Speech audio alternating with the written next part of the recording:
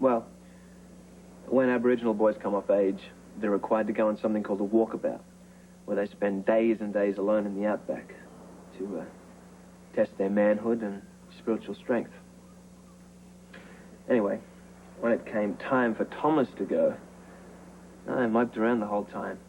Now, I couldn't accept that he'd do something so important and dangerous by himself without me. But before he left, he gave me this. He made it himself. I guess he figured that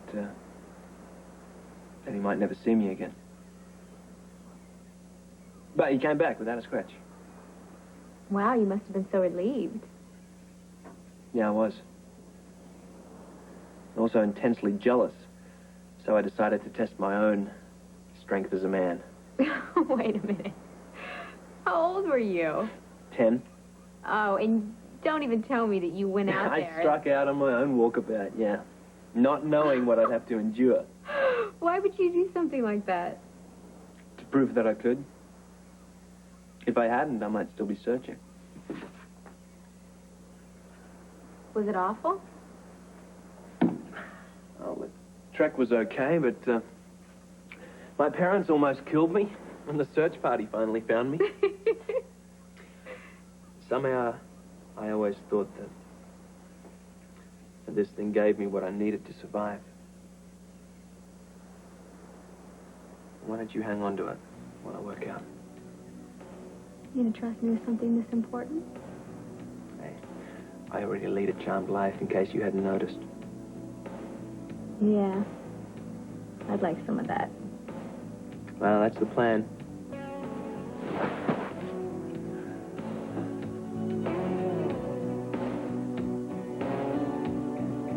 I spoke to my father earlier. He says hello.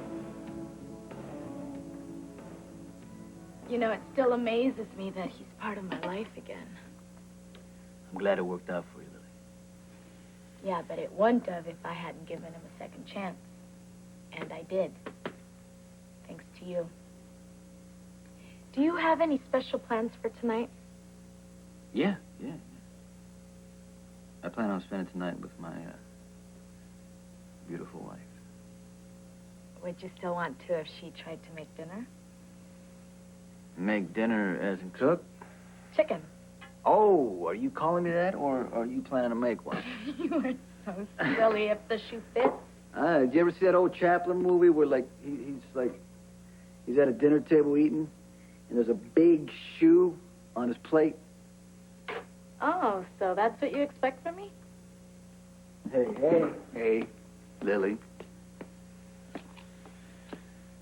I don't expect anything from you. Well, I do. And I expect myself to do wifely things. You do the most important wife. Besides that. No, what I'm talking about is you're very supportive, right? Mm-hmm. You're a great listener. You're good, besides that. Seriously. All right. I want to be able to throw dinner parties and entertain for you. Your cooking is, pretty entertaining. Honey? What? How am I supposed to improve if I don't practice? Can you take it if I make the attempt? I can take anything you dish out. Well, then I promise you won't be sorry.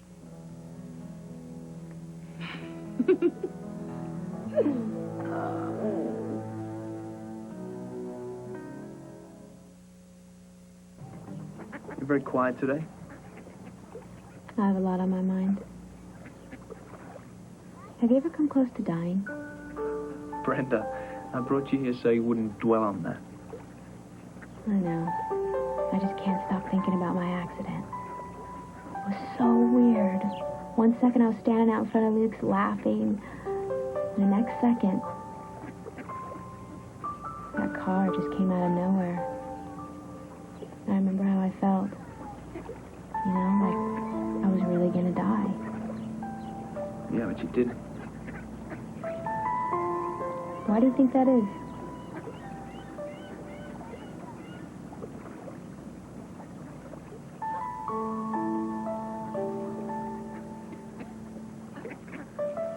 I don't know.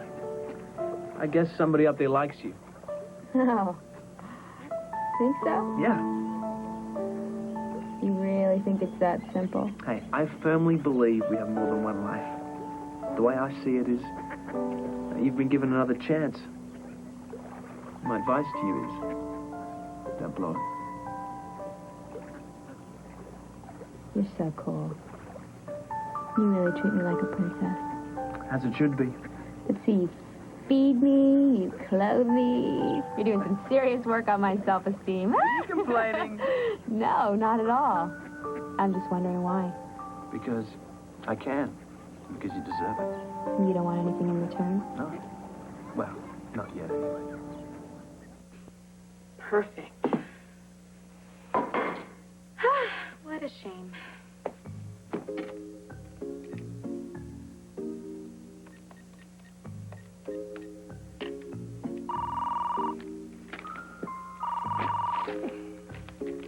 Hello? Mike, I am so sorry to bother you, but I have a crisis on my hands. Lily, what's wrong? Well, you know how I don't know how to cook, and I really want to learn, so I planned dinner for Sonny, and I promised him a gourmet meal. Well, that was ambitious. Yeah, too much so, I guess. I swear I cannot be in the kitchen alone without creating a disaster. What happened? I burnt it to a crisp. I'm sorry, Mike. I had no one else to call. All right, just hold on, honey. I'm on my way.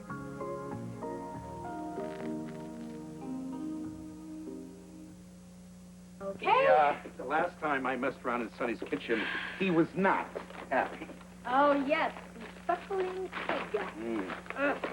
Well, Stone was happy, and that was the point. Yeah, well, we managed to get through it. We almost committed mayhem in the process. Well, you're safe. Sonny won't be home for a while. Ah. Here we go.